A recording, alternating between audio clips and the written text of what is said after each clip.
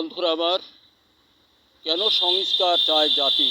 দেখুন, অদ্ভুত অবগতা বিস্মিত জাতি। টাকার গায়ে গভর্নর সাহেব নিজেই গরিষ্ঠ করলেন মন্দিরের ছবি।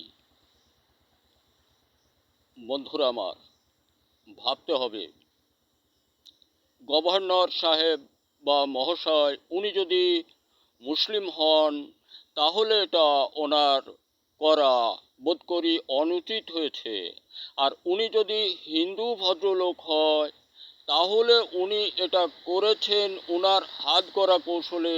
প্রধান উপদেষ্টা সাহেবের কথা ভায়োলেট করেছেন, রক্ষা করেননি, উল্টিয়েছেন। এখন প্রশ্ন হলো, দেশময় মানুষের প্রতি আন্তরিক অভিনন্দন রেখে এখানে সংস্কার বা খতিয়ে দেখতে হবে।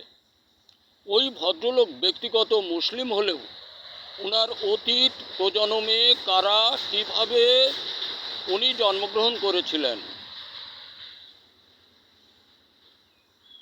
দেখুন, এটা অবগতা ভুল। মানুষ জাতিগতভাবে ঠিক এভাবেই হয়। যদি অতীত কোনো লৌহ রক্তের প্রবাহতা উনার মধ্যে থাকে, তাহলে উনি ওই চাপটা সংরক্ষণ করতে পারেননি। আর যদি রক্তের মধ্যে কোনো ভেজাল প্রবাহ না থাকে, তাহলে বোধ করি উনি এটা গায়ের জোরে করেছেন। বলুন, আপনার লাভ কি?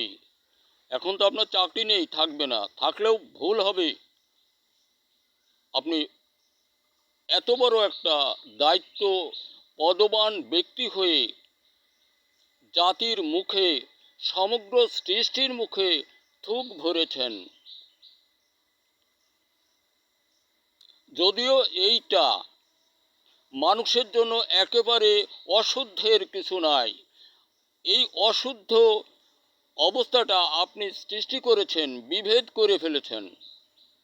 বাংলাদেশের জন্য এটা বিশেষ করি। আপনি কেন এটা করলেন? গভর্নর সাহেব, আমি জানি আপনার জবাব থাকবে না। উচিত আপনার আমার মতো সরকার হলে আপনার শুধু চাকরি নয়, শুধু চাকরি নয়, আপনার ওই নিয়োগের আগের দিন থেকে এ পর্যন্ত খতিয়ে দেখতে হবে ওইখানে কি ছিল আজকের দিন পর্যন্ত। এভাবে কত অর্থ লুণ্ঠন করেছেন আপনি জাতির মুখে। নিরন্নের বোঝা, ঋণের বোঝা চাপিয়ে।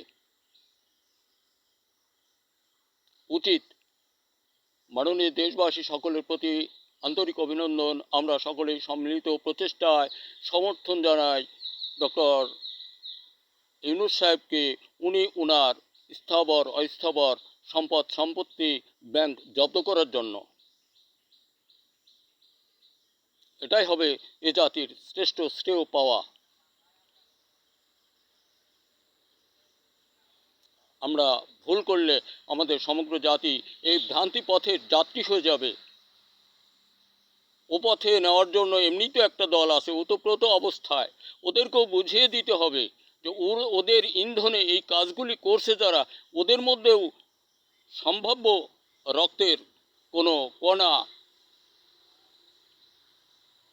ধাক্কা দেয়, যা তারা স্থিতিশীলতা আনয়ন করতে পারে না, অপরাধের কাছে নিজেকে অপরাধী সাজিয়ে ফেলে।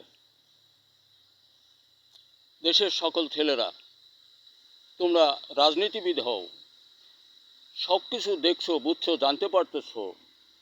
তোমাদের শত্রু অতীত যে সকল রাজনীতিবিদ এ দেশে ছিলেন, আমরা যারা ছিলাম, আমরা সকলেই তোমাদের জাতিগতভাবে শত্রু।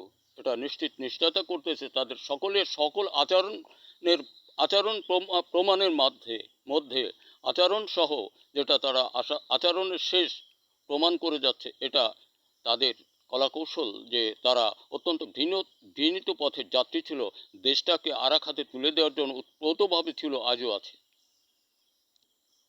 এটা হুঁশিয়ারি বার্তা। তোমরা সহজ লেখার মতো তৈরি, আবিষ্কার, গবেষণার দিকে মনোনিবেশ করো, তাহলে হবে দেশ স্বাবলম্বী। একসময় তোমাকে বিশ্বময় সুযোগ্য মানুষ হিসেবে তুমি পরিগণিত হতে পারবে।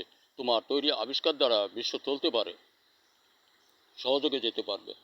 আর আমরা যারা দেশবন্ধু কৃষক আছি, সকলে আমাদের ফসল উৎপাদনের গতিবিধি বাড়াবার চেষ্টা করি।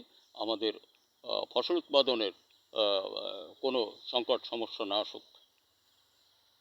আমরা চাই সকলেই সম্মিলিত প্রচেষ্টায় সংস্কার।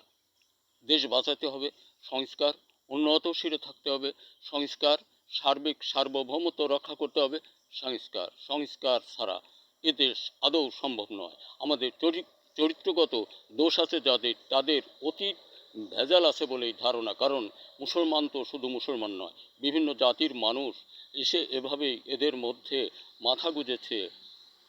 ও 14 গোষ্ঠীর আগে যে কেউ একজন অন্য আদার্স কোনো কাস্টের মানুষ ছিল, ধর্মীয় মানুষ ছিল।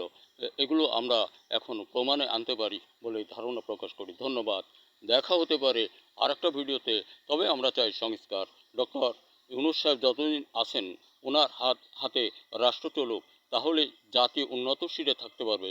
তাছাড়া আমরা আর যারা যত রাজনীতিবিদ হই না কেন, যত সুন্দরভাবে বোঝাতে যাই, আসল কিছুই নয়। ডক্টর ইউনূস সাহেবের বিন্দুসম তাদের সমগ্র দলের মধ্যেও নাই। কারো ক্ষমতা ছিল না উনি যেটা করছেন, এগুলো কারোর মাথার মধ্যে ছিল না। জমি চাষ করি, চতুর্দিক থেকে ঘিরে আলির 4 জনে নিয়ে যাচ্ছে বা একজনে নিয়ে যাচ্ছে, ওটা আমার দেখার বিষয় নেই। আমি চাষি, জমি চাষ করি। কতটুকু জমি ছিল ওখানে, কতটুকু আমার ভোগে আছে, এইটা দেখার মতো আমার ক্ষমতা ছিল না। আমিও বুঝতামই না, অথচ আমি একজন চাষি। What is this? এরকম একটা কিছু। যাক, ধন্যবাদ। অনেক কথা বাড়াবো না। আশাবাদী আরেকটা ভিডিওতে দেখা হতে পারে। তবে আমরা সকলেই সংস্কার চাই।